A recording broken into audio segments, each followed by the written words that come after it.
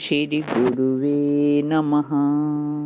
चैतन्यं शाश्वतं शान्तं व्योमातीतं निरञ्जनं नादबिन्दुकलातीतं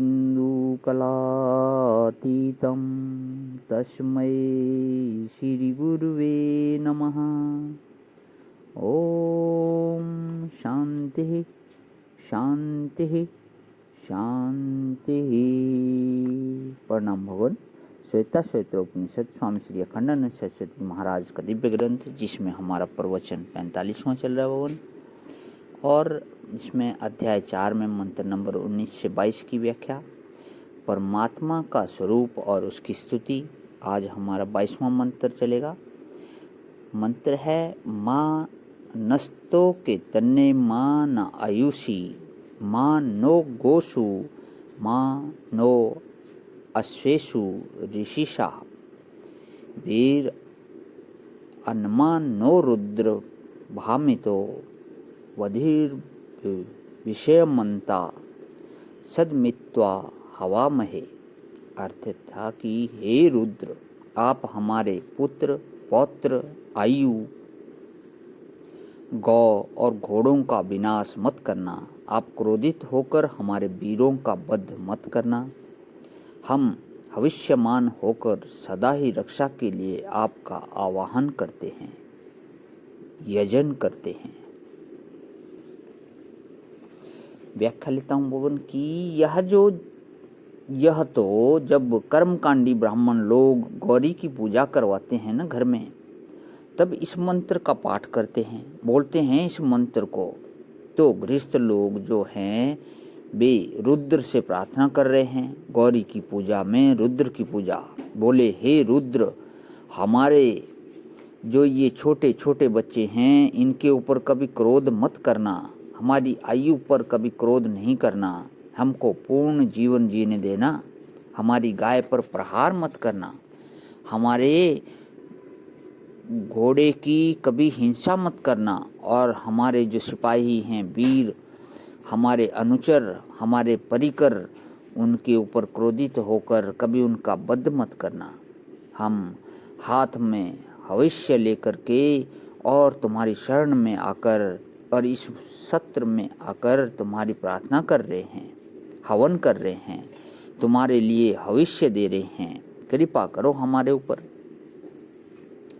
इससे एक बात निकली कि यह तो गृहस्थों की प्रार्थना है, साथ ही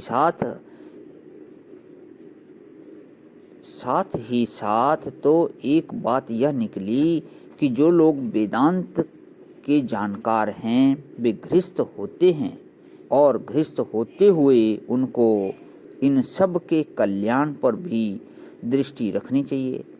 गृहस्थ तो होवे और अपने बाल बच्चों के कल्याण की, मंगल की दृष्टि ना रखे, व्यावहारिक कल्याण पर दृष्टि ना रखे, तब वह ठीक वेदांती नहीं है। गृहस्थ है तो अपने बाल बच्चों के कल्याण पर भी दृष्टि रखनी चाहिए। एक बात यह है। अच्छा, एक और सुना दें इसी सिलसिले में। वेदांत में और बौद्धों का जो संसार का मिथ्यात्व निश्चय है ना, उसमें बड़ा भारी फर्क है। क्या फर्क है कि वे तो महाराज वेद वेदांत को मानते नहीं हैं, उनके वर्ण धर्म नहीं है, उनके आश्रम धर्म नहीं है।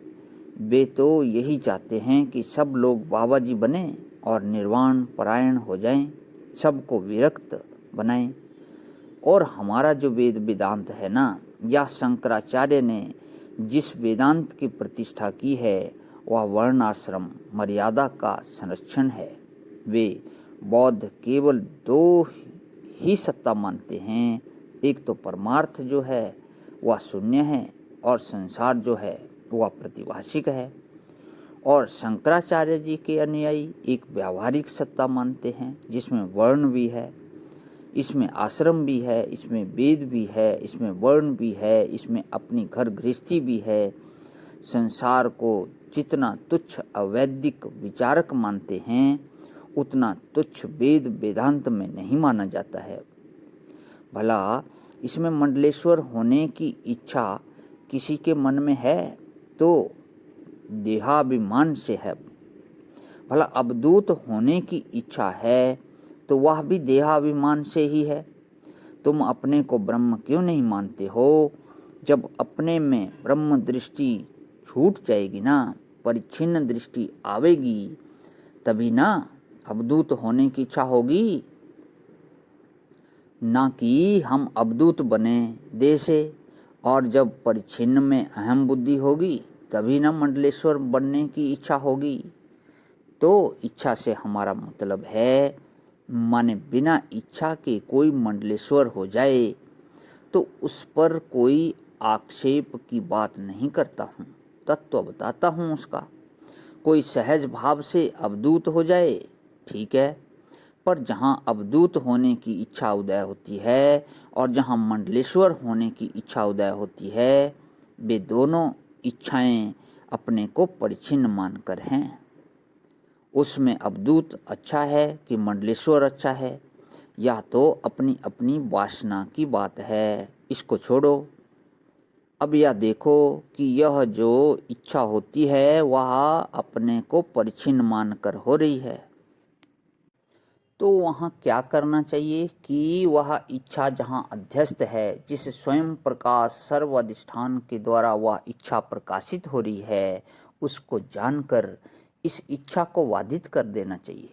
फिर से ब्रह्म होने की इच्छा रखो, ना मंडलेश्वर होने की इच्छा करो, ना अवधूत होने की इच्छा करो, फिर तो ब्रह्म ही होने की इच्छा करो। माने जिज्ञासु बनो, जिज्ञासु बनो और फिर अपने को ब्रह्म रूप से अनुभव कर लिया, तब फिर क्या इच्छा? बोले जो अप्राप्त हो उसकी इच्छा करो। ब्रह्म को तो कुछ अप्राप्त ही नहीं है, तो कोई इच्छा ही नहीं है। जहाँ तक व्यक्तित्व निर्माण के संबंध में इच्छाएं उदय होती हैं, वहाँ तक परिच्छिन्न वस्तु में तादात्म्य, परिच्छिन्न वस्तु में अहंता जो है वह फंसी हुई है। यह बात हुई। तो आज यहीं विराम करता हूँ भगवान, इससे आगे कर लेता हूँ। ओम शांति शांति शांति। प्रणाम भगवान।